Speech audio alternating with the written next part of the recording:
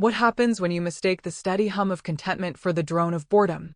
How does a foundation, solid and deep, begin to look like a cage you desperately want to rattle? And can a single, careless touch, a hand held for 10 seconds too long in a noisy bar, be the tremor that reveals the entire structure of a life was only standing because one person was holding it up all along? I know the answer now. I live inside the answer, in the echoing silence where a home used to be. My wife, Anya, was a woman of quiet systems. Our life ran on the elegant, invisible rails she laid down. Bills were paid the day they arrived, not the day before they were due. The pantry was organized by food group and expiration date. Our shared calendar was a masterpiece of muted color coding that balanced our work schedules, social obligations, and the dog's vet appointments with the precision of a Swiss watch. For 8 years, I had called this precision peace. I called her my rock, my anchor.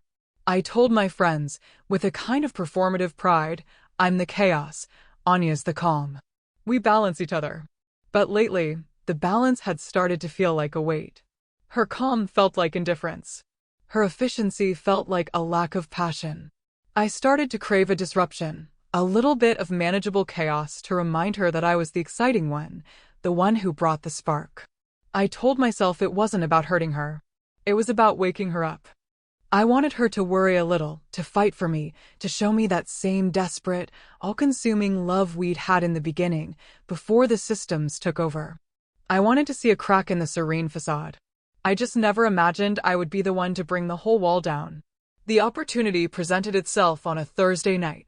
Anya had a deadline, which meant she'd be locked in her home office, a soft focused lamp illuminating her determined face as she typed, the quiet clicking of her keyboard the only sound in the apartment.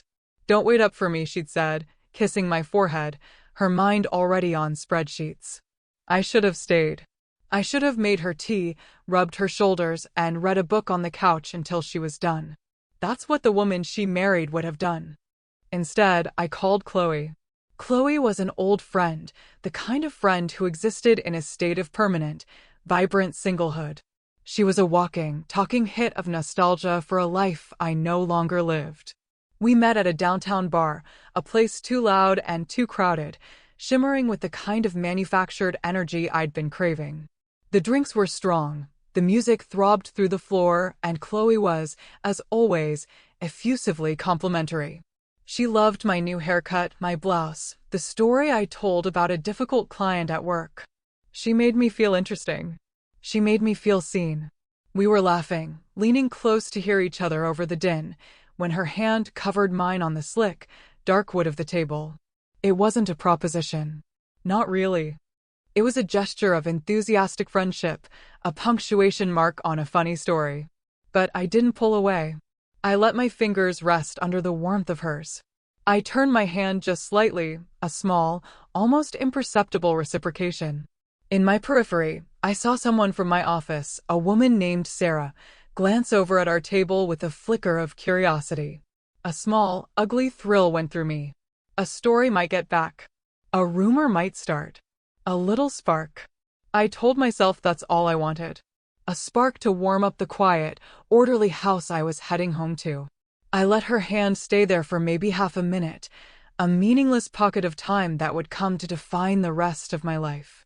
When I got home, the apartment was silent. The light under Anya's office door was off.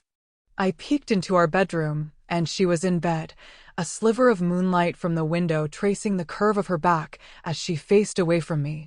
I undressed in the dark, my heart thumping with a mixture of guilt and a strange, nervous anticipation. I slid into bed, waiting for her to stir, to turn over and ask where I'd been. I had a story ready, casual, breezy, nothing to worry about. But she didn't move. Her breathing remained deep and even. I told myself she was just exhausted. I told myself the silence was normal. I fell asleep convincing myself that nothing had changed. The next morning, the silence was different. It wasn't the peaceful quiet of our shared routine.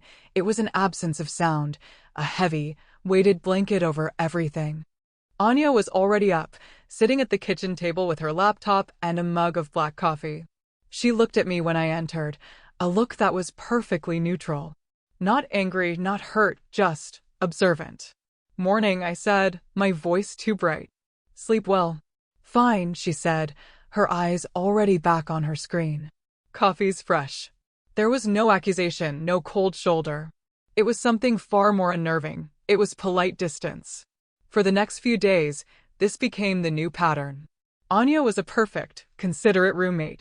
She made coffee, she took out the recycling, she asked if I needed anything from the grocery store. But she didn't touch me. She didn't hold my gaze. She didn't ask about my day beyond a perfunctory, was it okay? Our conversations became exchanges of logistical information. The easy intimacy that had been the bedrock of our life was gone, replaced by a frictionless, sterile courtesy. I tried to break through it. I suggested a date night, a weekend away. She had a plausible excuse for everything. A work project. A friend needed her help. She was feeling tired. Each polite refusal was a quiet, steady brick being laid in a wall between us. I told myself I was imagining it. I told myself she was just stressed from work. I was an expert in self-deception. Then the small, strange things started. One night, around 2 a.m., I woke up thirsty and heard a soft, whirring sound from her office. The printer. It ran for a solid 10 minutes. The next morning, when I brought her coffee, I saw a new manila folder on her desk. It was crisp and unmarked, sitting beside her keyboard. Later that day, I saw she had labeled it. In her impeccable, architectural handwriting, 2 words, household accounts. It seemed normal enough, but we already had a folder for bills. This one was new. It felt official. A week later, I was trying to schedule a dinner with my sister and went into our shared calendar. I saw an appointment for Anya that Friday at 2 p.m. It wasn't color-coded for work or personal. It was a default gray, and the title was just 2 initials, LG. Who's LG? I asked casually that evening, trying to sound like I was just making conversation. Anya didn't look up from the book she was reading. Just someone I need to meet with, she said. Her tone was flat, offering no invitation for a follow-up question. My mind started to race. Was she having an affair? Was she so hurt by my little stunt that she was retaliating? A hot, jealous anger flared in my chest, and for a moment, it felt good. Anger was an emotion I understood. Anger meant she still cared. This cold, methodical distance was what was undoing me. I wanted a fight. I wanted yelling, tears, a dramatic confrontation where we could hash it out and I could apologize, and we could fall back into each other's arms, the passion reignited. But Anya didn't give me a fight. She gave me evidence of her meticulous preparation. The following week, I saw the household accounts folder was thicker. I caught a glimpse of a printed bank statement on top. One evening, as I walked past her office, I saw her on a password-protected portal for our joint savings account, scrolling through years of transactions. The atmosphere in our home grew more and more claustrophobic. The silence wasn't empty anymore. It was full of the things she wasn't saying, the work she was doing just out of my sight. I started to feel like a ghost in my own life. I was living in a museum of a marriage, a place that looked like home, but had all the warmth and life cordoned off behind velvet ropes. I saw her life continuing on its track, while mine felt derailed, spinning in a frantic circle of anxiety. Her calm was no longer a comfort, it was a threat. It was the eerie stillness of the air before a devastating storm. I realized, with a sickening lurch in my stomach, that she wasn't building a wall to protect herself from me. She was building a case. My breaking point came on a Sunday, nearly 3 weeks after that night at the bar. The quiet was unbearable. I couldn't take another moment of the polite, sterile atmosphere. I found her in the living room, sorting through a box of old photographs. I stood in the doorway, my hands clenched. Anya, we have to talk, I said, my voice shaking slightly. I can't do this anymore. Silence. If you're angry with me, just say it. Yell at me. Please, just do something. She looked up from a picture of us on our honeymoon, her expression unreadable. She carefully placed the photo back in the box and closed the lid. Okay, she said, her voice even. Sit down, Lena. She didn't move from her spot on the floor. She just reached over to the bookshelf and retrieved the manila folder, which was now thick and heavy. She placed it on the coffee table between us. My heart hammered against my ribs. This was it. The confrontation. But it didn't feel like a fight was about to begin. It felt like a verdict was about to be read. She opened the folder. "You wanted to talk," she said, her voice still unnervingly calm. "So, let's talk with clarity." The first thing she pulled out was a single sheet of paper. It was a printout of a screenshot. A photo from Chloe's social media page. It was a group shot from that night, but in the corner, clear as day, was a zoomed-in image of our hands on the table. Chloe's brightly painted nails over my own. It was time-stamped. 10:47 p.m. "I wasn't angry about this, Lena," she said, tapping the photo. I was disappointed. But mostly, I was clear. She then pulled out a second document. It was a printout of our credit card statement. The charge from the bar was highlighted. Beneath it was another charge from the same night. A rideshare service. The pickup location was our apartment. The drop-off was 2 blocks from the bar. The timestamp was 10:52 p.m. She had come to get me. Or, at least, she had intended to. She must have seen us through the window. She must have seen my casual betrayal in real time, paid for her ride, and gone home alone. The thought of her sitting in that car, seeing that, and then going home to quietly get into bed next to me was more devastating than any screaming match could ever be. My throat was dry. I couldn't speak. But she wasn't finished. She pulled out more papers. Printouts of text messages I'd sent to my sister, complaining that Anya was no fun anymore, a list, in her neat, bullet-pointed handwriting, of every business trip I'd extended by a day for sightseeing, every harmless flirtation I'd confessed to like it was a charming personality quirk. It was a complete, documented history of my restlessness, my carelessness, my profound and selfish disregard for the peace she had so carefully built for us. This, she said, gesturing to the photo of my hand under Chloe's, wasn't the cause. It was just the final data point. It was the piece of information that confirmed my hypothesis. You don't want peace, Lena. You want attention. You don't want a partner, you want an audience. And I am no longer interested in that role. Data point, I whispered. The word was so cold, so clinical. It stripped the moment of any emotion, leaving only the brutal facts. I'm not angry, she continued, and for the first time, I believed her. Anger is a hot, passionate emotion. This was something else entirely. This was a conclusion. I'm finished. I've spent the last 3 weeks getting our shared assets in order. The apartment is in my name, as per the prenuptial agreement, but I've calculated half of the equity we've accrued, and a cashier's check is waiting for you. I've already spoken to a lawyer. She finally looked me right in the eye. There was no hatred there. There wasn't even sadness.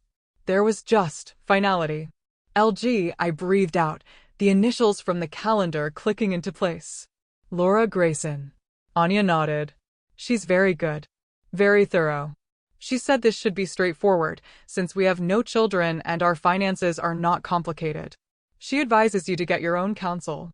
Her paralegal will be sending you the initial paperwork tomorrow. She closed the folder. The sound of the cardboard flap tapping shut was the loudest sound I had ever heard. It was the sound of a door closing forever. The paperwork didn't arrive by mail.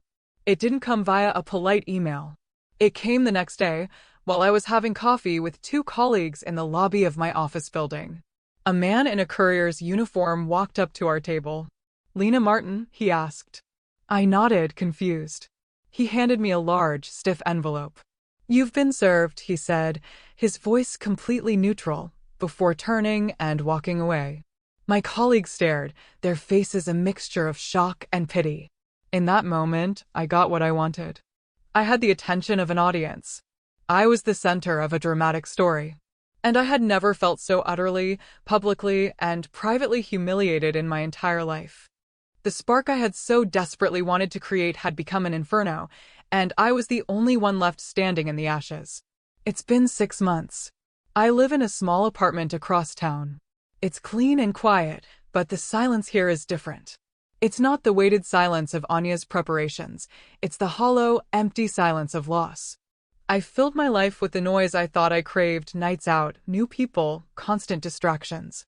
But it all just highlights the profound quiet at my core. Last Sunday, I was walking through the park near our old neighborhood. And I saw her. Anya was there with our golden retriever, Rusty, and her sister. She was throwing a frisbee, and her laugh carried across the green expanse of the lawn. It was a sound I hadn't heard in almost a year, a full, unburdened, joyous laugh. She was wearing an old sweatshirt of mine, one I'd forgotten I'd left behind, and for a heart-stopping second, I felt a flicker of hope. But then I saw her face. She looked peaceful. She looked free. She looked like she hadn't had to hold up a crumbling wall in a very long time. She didn't see me. I stood behind a large oak tree, watching the woman I loved, the life I had systematically dismantled. And I finally understood. I had told myself for years that I was the chaos to her calm, the spark to her stability. But I wasn't the spark. I was the friction. I wasn't the passion. I was the problem. She wasn't holding me back. She was holding us together. And now, without me, she wasn't diminished. She was finally completely at peace.